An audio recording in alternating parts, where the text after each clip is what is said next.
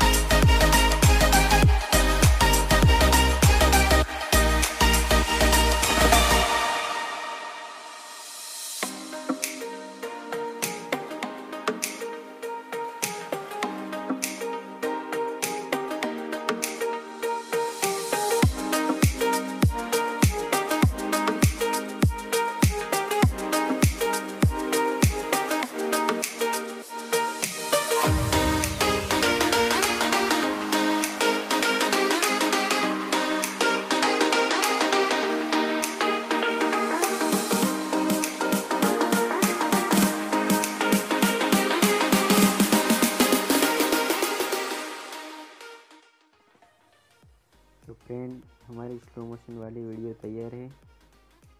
Friend, अगर हमारी video आपको अच्छी लगी हो तो प्लीज़ इस वीडियो को लाइक, शेयर और हमारे चैनल को सब्सक्राइब कर देना।